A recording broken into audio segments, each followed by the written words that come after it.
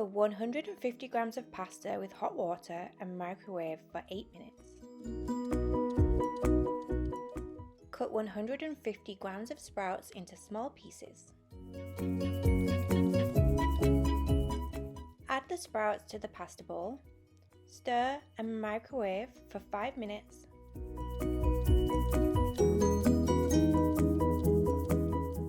Drain the excess water and leave to one side for later.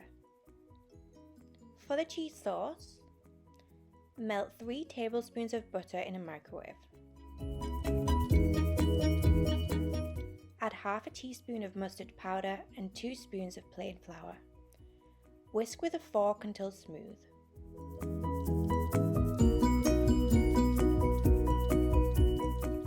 Gradually add 200 milliliters of milk, whisking until smooth each time.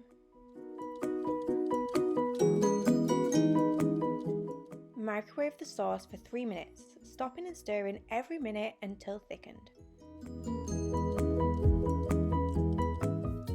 Add 75 grams of grated cheese and mix until melted.